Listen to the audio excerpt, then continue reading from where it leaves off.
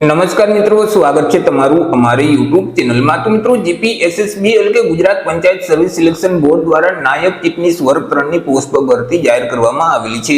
તો આ ભરતી વિશે આપણે તમામ માહિતી આજના વિડીયોમાં મેળવી લેશું, પરંતુ તે પહેલા વિડીયો ગમે તો લાઈક અને શેર કરી દેજો। ચેનલમાં નવા હોય તો ચેનલને સબસ્ક્રાઇબ કરી દેજો। તો ચાલો મિત્રો, વિડીયોની શરૂઆત કરીએ।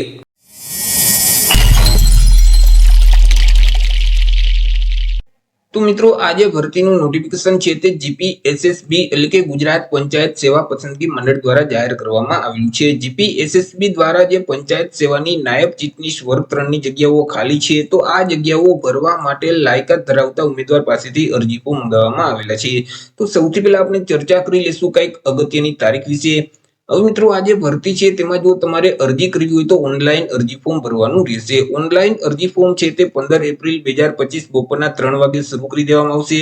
15 એપ્રિલ 2025 થી લઈ અને 15/5/2025 સુધીમાં તમારે ઓનલાઈન અરજી કરવાની રહેશે। ઓનલાઈન અરજી ફોર્મ છે તે જે ઓજાસનું પોર્ટલ છે એટલે કે ojas.gujarat.gov.in નામની જે વેબસાઇટ છે તે વેબસાઇટ ઉપર જઈ 15/5/2025 સુધીમાં તમારે ઓનલાઈન અરજી કરવાની રહેશે। જો મિત્રો, આ ભરતીમાં તમારે ઘર બેઠા જ ઓનલાઈન અરજી ફોર્મ ભરવું હોય તો અમારા જે વોટ્સએપ નંબર છે 6352228352, આ નંબર પર તમે વોટ્સએપ પર મેસેજ કરશો કે અમારે નાયબ ચીફનીશમાં અરજી ફોર્મ ભરવું છે, તો તમને નજીવી ફી સાથે ઘર બેઠા જ ઓનલાઈન અરજી ફોર્મ ભરી દેવામાં આવશે। વાત કરી લઈએ મિત્રો, કયા જિલ્લામાં કુલ કેટલી જગ્યા છે, તો કે આણંદમાં 2 જગ્યા છે, ત્યાર પછી અમદાવાદ છે, બનાસકાંઠા, ભરૂચ, ભાવનગર, દેવભૂમિ દ્વારકા, ત્યાર પછી જામનગર, જુનાગઢ, ખેડા, મહીસાગર, ત્યાર પછી મિત્રો અહીં મહેસાણા છે, ત્યાર પછી પાટણ, સુરત, સુરેન્દ્રનગર અને વલસાડ છે। તો આ તમામ જિલ્લામાં કુલ 1 જેટલી જગ્યા છે। કુલ મિત્રો જગ્યાની વાત કરીએ તો કુલ 17 જેટલી જગ્યા પર આ ભરતી બહાર પાડવામાં આવેલી છે। વાત કરી લઈએ એજ લિમિટ એટલે કે વય મર્યાદા વિશે। અરજી ફોર્મ ભરવા માટે ઉમેદવારની ઉંમર કેટલી હોવી જોઈએ, તો કે અરજી ફોર્મ ભરવાની જે છેલ્લી તારીખ છે 15/5/2025, તો તે તારીખને ધ્યાનમાં રાખી ઉમેદવારે પોતાની ઉંમરની ગણતરી કરવાની રહેશે। 15/5/2025 ના રોજ ઉમેદવારની ઉંમર ઓછામાં ઓછી 18 વર્ષ અને વધુમાં વધુ 35 વર્ષની હોવી જોઈએ। પરંતુ આ જે ભરતી છે તે મિત્રો માત્ર દિવ્યાંગ ઉમેદવાર માટે છે, જેથી કરી સરકારશ્રીના નિયમ મુજબ તમામ ઉમેદવારોને દિવ્યાંગતા માટે 10 વર્ષની છૂટછાટ છે તે આપવામાં આવશે, જેથી કરી ઉમેદવારની ઉંમર છે તે વધુમાં વધુ 45 વર્ષ સુધી હોવી જોઈએ। વાત કરી લઈએ એજ્યુકેશન ક્વોલિફિકેશન એટલે કે શૈક્ષણિક લાયકાત વિશે। અરજી ફોર્મ ભરવા માટે ઉમેદવારની શૈક્ષણિક લાયકાત કેટલી હોવી જોઈએ, તો કે ઉમેદવારોએ કોઈ પણ સરકાર માન્ય યુનિવર્સિટીમાંથી કોઈ પણ વિદ્યા શાખામાંથી બેચલર ડિગ્રી એટલે કે સ્નાતકની પરીક્ષા છે તે પાસ કરેલ હોવી જોઈએ। જે ઉમેદવાર દિવ્યાંગતા ધરાવે છે અને તેઓએ સ્નાતકની પરીક્ષા પાસ કરેલ છે તે ઉમેદવાર આ ભરતીમાં અરજી ફોર્મ ભરી શકશે। સાથે સાથે ઉમેદવાર પાસે બેઝિક કોમ્પ્યુટરનું નોલેજ હોવું જોઈએ। ઉમેદવાર છે તે ગુજરાતી ભાષા અથવા હિન્દી ભાષા અથવા બંને ભાષાના જાણકાર હોવા જોઈએ। વાત કરી લઈએ કોમ્પ્યુટર સર્ટિફિકેટ વિશે કે કોમ્પ્યુટરનું સર્ટિફિકેટ કયું માન્ય ગણવામાં આવશે, તો કે ઉમેદવારોએ કોઈ પણ સરકાર માન્ય સંસ્થામાંથી બેઝિક કોમ્પ્યુટરનો કોર્સ પાસ કરેલ હોય અને તેનું પ્રમાણપત્ર ઉમેદવાર પાસે હશે તો તે માન્ય ગણવામાં આવશે।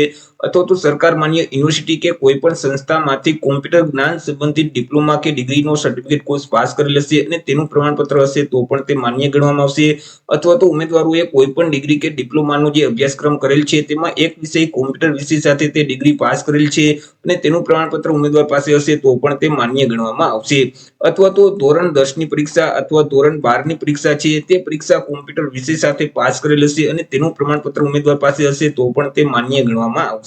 વાત કરી લઈએ પગાર ધોરણ વિશે કે ઉમેદવારને કયા પગાર ધોરણ મુજબ પગાર આપવામાં આવશે, તો ઉમેદવારને પ્રથમ 5 વર્ષ સુધી તો ફિક્સ પગાર મળવાપાત્ર થશે। દર મહિને ₹40,800 ફિક્સ પગાર આપવામાં આવશે। 5 વર્ષ પૂરા થઈ જશે એટલે પે મેટ્રિક લેવલ 6 મુજબ પગાર મળવાપાત્ર થશે, એટલે કે ₹35,400 થી લઈ અને 1,12,400 નું જે પગાર ધોરણ છે તે મુજબ પગાર આપવામાં આવશે। સાથે સાથે અન્ય લાભો એટલે કે ભથ્થાઓ પણ મળવાપાત્ર થશે। વાત કરી લઈએ અરજી ફી એટલે કે પરીક્ષા ફી વિશે કે કયા ઉમેદવારોએ કેટલી પરીક્ષા ફી ભરવાની રહેશે, તો કે મિત્રો આ જે ભરતી છે તે માત્ર દિવ્યાંગ ઉમેદવાર માટે જ છે, જેથી કરી જે ગુજરાત પંચાયત સેવા પસંદગી મંડળના ભરતીના નિયમો છે તે નિયમની જોગવાઈ મુજબ દિવ્યાંગ ઉમેદવારોએ કોઈ પણ પ્રકારની પરીક્ષા ફી કે અરજી ફી ભરવાની રહેતી નથી, જેથી કરી આ ભરતીમાં કોઈ પણ ઉમેદવારોએ ફી ભરવાની રહેશે નહીં। વાત કરી લઈએ સિલેક્શન પ્રોસેસ વિશે કે ઉમેદવારનું સિલેક્શન કેવી રીતે કરવામાં આવશે, તો ઉમેદવારનું સિલેક્શન છે તે એક સ્પર્ધાત્મક લેખિત પરીક્ષાના આધારે કરવામાં આવશે અને આ જે પરીક્ષા છે તે હેતુલક્ષી પ્રકારની રહેશે, એટલે કે તેમાં એમસીક્યુ પ્રકારના પ્રશ્ન પૂછવામાં આવશે। કુલ 150 એમસીક્યુ પ્રકારના પ્રશ્ન પૂછવામાં આવશે। એક પ્રશ્નનો 1 માર્ક એટલે 150 માર્કનું પેપર રહેશે। પેપર લખવા માટે તમને 90 મિનિટનો સમયગાળો આપવામાં આવશે। તમને જે ક્વેશ્ચન પેપર આપવામાં આવશે તેમાં જીકે સંબંધિત 75 પ્રશ્ન પૂછવામાં આવશે કે જેમના 75 માર્ક રહેશે. ગુજરાતી ભાષા અને ગુજરાતી વ્યાકરણ સંબંધિત 30 પ્રશ્ન પૂછવામાં આવશે કે જેમના 30 માર્ક રહેશે. ઇંગ્લિશ ભાષા અને ઇંગ્લિશ ગ્રામર સંબંધિત 30 પ્રશ્ન પૂછવામાં આવશે તેમના પણ 30 માર્ક રહેશે. અને જનરલ મેથેમેટિક એટલે કે સામાન્ય ગણિતને લગતા 15 દાખલાઓ પૂછવામાં આવશે કે જેમના 15 માર્ક રહેશે. હવે મિત્રો અહીં જે ઇંગ્લિશ ગ્રામર સંબંધિત જે પ્રશ્ન પૂછવામાં આવશે તે ઇંગ્લિશ ભાષામાં જ પૂછવામાં આવશે. બાકીના પ્રશ્ન છે તે ગુજરાતી લેંગ્વેજમાં પૂછવામાં આવશે. આવી રીતે 150 MCQ પ્રકારના પ્રશ્ન પૂછવામાં આવશે. એક પ્રશ્નનો 1 માર્ક એટલે 150 માર્કનું પેપર રહેશે. પેપર લખવા માટે 90 મિનિટનો સમયગાળો આપવામાં આવશે. તમને જે 75 પ્રશ્ન જીકેના પૂછવામાં આવશે તે કયા કયા ટોપિકમાંથી પૂછવામાં આવશે તેના વિશે વાત કરીએ તો જનરલ મેન્ટલ એબિલિટી અને જનરલ ઇન્ટેલિજન્સ એટલે કે રીડિંગ પ્રકારના પ્રશ્ન છે તે પૂછવામાં આવશે. ગુજરાત અને ભારતના ઇતિહાસ સંબંધિત પ્રશ્ન છે. ગુજરાત અને ભારતના કલ્ચર સંબંધિત પ્રશ્ન છે. ગુજરાત અને ભારતની જીઓગ્રાફી એટલે કે ભૂગોળ સંબંધિત પ્રશ્ન પૂછવામાં આવશે. રમતગમત છે.